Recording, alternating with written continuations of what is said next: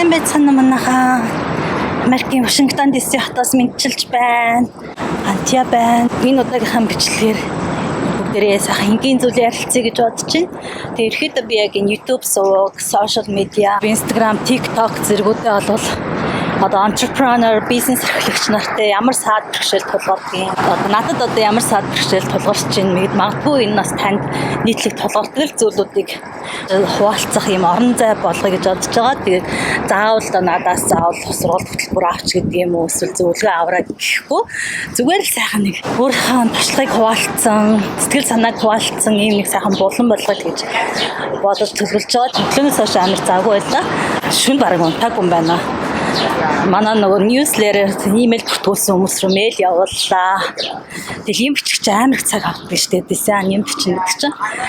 За тэгэл дараа нь сургалттай байлаа. Тэгэл хүүхэд шууд гэр орны ажил гэсээр одоо 3 цаг болж байна. 3 цагт би арай гэж завтаа болоод тэг ганцаараа энэ одоо Starbucks-аас нэг мөстөг кофе авч явах гараад ирлээ. Тэгвэл ойрцтой амар халуун байна. Тэгээд бүгдээрээ миний хотод Starbucks руу оръё. Амар гой сэрүүхэн байна. Стогой сэрүүхэн байна. Can I have ice decaf americano?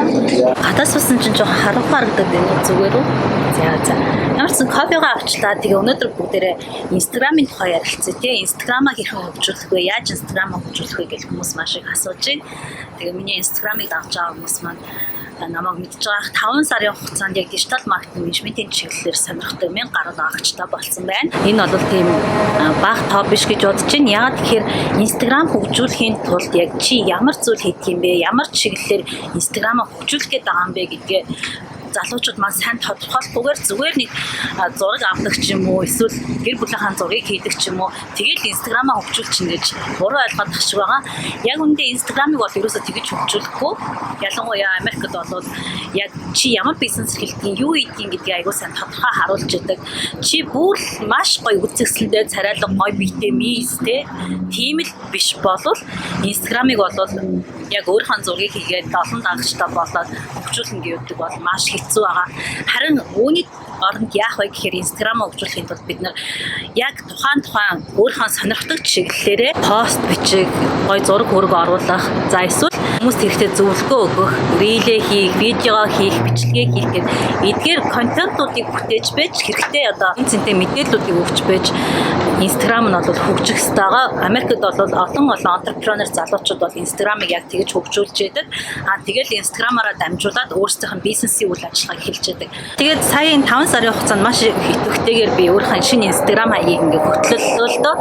Тэгээд тэн дээрээс Монгол залуучуудаа хараад юу хажиглагдсан бэ гэхээр Instagram-аа хөгжүүлэх, Instagram-ийн платформын наад захын одоо сайн мэдлэггүй байгаа нь бол харагдаж байна. Нэгдүгээр, хоёрдугаарт нь болохоор Instagram-ыг яг ямар зорилгоор хөгжүүлэх гээд байгаагаа ерөөсө тодорхойлохгүй. Би зүгээр инфлюенсер болмоор байна.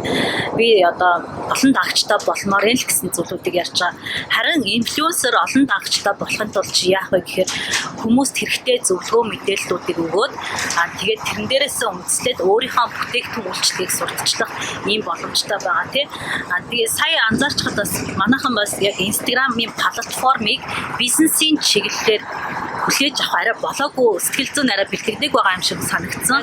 Энд бол бизнесээ Instagram дээр хөгжүүлэх гэж байгаа хүмүүст бол маш их том давуу талыг одоо олгож байгаа гэсэн. Энэ юу гэсэн үг вэ гэхээр Instagram дээр хин одоо хүчтэй, нөлөөлөлтөө сайн одооноос эхлээд идэвхтэй байгаад өөрийнхөө брендийг хөгжүүлээд Instagram-аараа таниулаад явж байгаа. Тэр хүмүүст маш их боломж байна гэсэн үг байхгүй юу? Тийм болохоор одоо ерөөсөө оройтойгүй ямар нэгэн бизнес эрхэлдэг ч юм янз бүрийн бизнес хийж байгаа, онлайн шоп ажиллуулах гэж байгаа, сургалт хөтөлбөр хийх гэж байгаа бол Instagram-ийн платформ сүүлийн үед бол нэлээд хүчин аваад байгаа.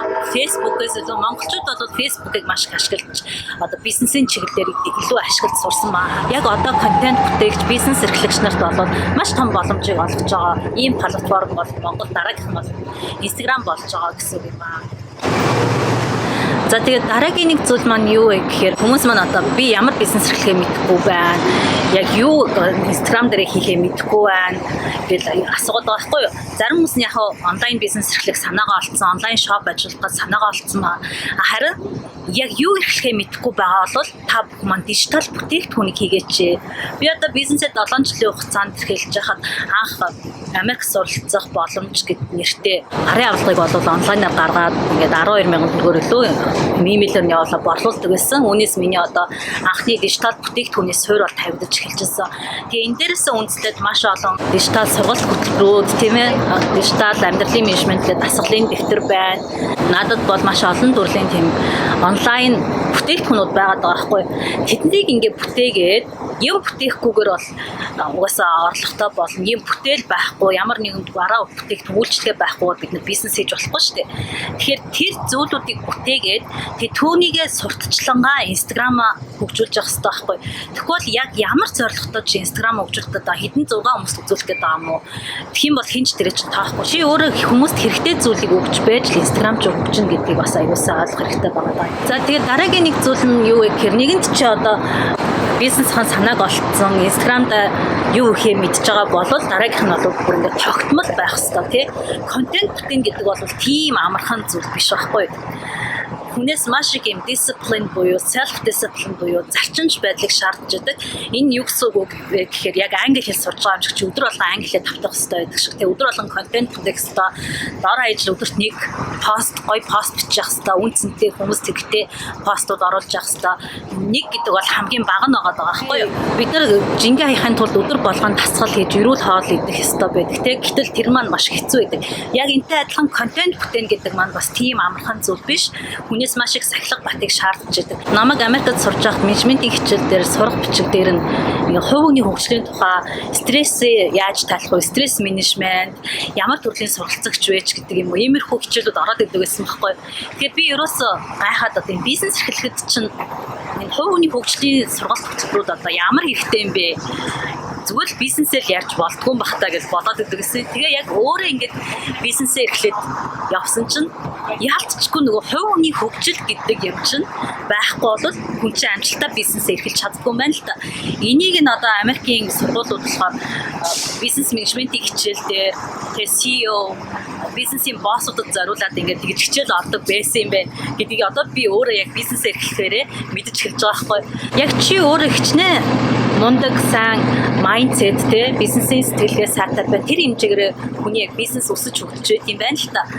Тэгээд тэр маань ингээ байхгүй болохоор бизнес ерөөсөө өсөж хөгждөг юм байна. Яагаад заавал бид нар ингээ контент бүтээх ёстой юм бэ гэхээр хин нэгний бүтээгдэхүүн үйлчлэгийг хин найзтай ч юм уу одоо би ч юм уу өөр хүн санал болголоо гэж бодоход та нарын маань сошиал медиаар хүмүүс орж үзэн штэ. Тэгээ миний санал болгосон хүн сошиал медиаар ороод үзсэн чи юу ч байхгүй юм харанхуй хуудас байх юм бол хүмүүс сонирхгүй гараа явчих штэ тий. Тэгэхээр сошиал медиа сайхан хөтөлж байх нь одоо ирээдүйд одоо бизнесийн чинь одоо борлуулалт ашиг нь маш их өндөр ач холбогдолтой гэдэг бас ойлгохгүй бол манайхан контент яга бүтээх ёстой ингээд гайхаад контентгүйгээр бизнесээ болоо л ингэж бодоод идэг. Явандаа эн чинь бол контентгүйгээр бол Америкийн бизнесүүд ерөөсөө явхаа болцсон. Энийг бол маш их selfish буюу амиа хичээсэн, хувиа хичээсэн бизнесүүд гэж үздэг. Надад ч гэсэн одоо контент хийхгүй байж байгаа харилцагч үйлчлүүлэгчтэй дагч нартаа зориулсан контент хийхгүй байж байгаа гів гинт ингээд борлуулалтын юмнууд постууд яваал гэхээр амар бүдүүлэг санагдаад тэр хүний имийг авмааргүй санагддаг байхгүй юу.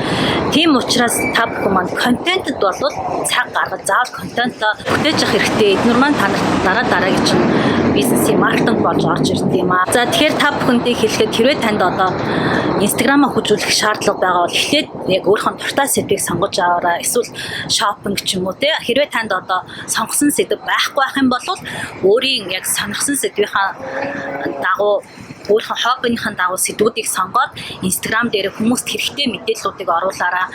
Ингээд цаашдаа өөрийнхөө дижитал бүтээгдэхүүнүүдийг бас бий болгож болно. Хэрвээ танд бараа үйлчлэгээ бүтээгдэхүүн байхгүй бол дижитал бүтээгдэхүүн гэдэгт маань сургалт хөтөлбөр, ном, дэвтэр, гарын авлага, тийм ээ хүснэгт ингээд янз бүрийн юмнууд бол дижитал бүтээгдэхүүн болцсон. Одоо маш олон Америкчууд болохоор дижитал бүтээгдэхүүнийг борлуулаад цаахан амьдрах боломжоо олоод энийг нэгэ бүрдүүлсэн байгаа. Монголд бол яг энэ одоо яг хөгжиж эхэлж байгаа харагдаж байгаа тийм ээ. Тэгээд энэ рүү яг хийн төрүүлж орсон хүнд бол илүү боломж байгаа гэсэн үг. Энийг тэгэхээр би дижитал креатор бүр дээр олоод бүтэн сургалтаар бол зааж өгдөг гэсэн үг байгаа.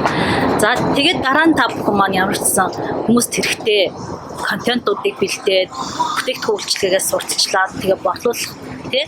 Тэгээд байнга тогтмол постуудаа оруулж явах, контентоо бүтээж байх, дээрэс нь өөрөө суралцагч байх зэрэг зүйлүүдийг бол анхаарч байх юм бол таны Instagram бол гайхалтай өнгөчнө. За тэгээд кофе маань дуусч जैन кофе уух зураа та нартайгаа сайхан хуваалцлаа. Миний ярьсан зүйлээс та бүхэнд маань сургамж олсон ойлгомжтой зүйл байх юм бол коммент хэсэгт бичээрэй. Дараагийнхын бичлэгээр уулзцгаая. Тэгээ энэхүү бичлэг маань таалагдсан бол бас лайк дарж, миний YouTube сувг subscribe хийгээрэй. Ингээд 7 хоног болгон би өөрийнхөө бизнест гарсан өөрчлөлт, туршлага, хуваалцахаар санаанууд юу байна те.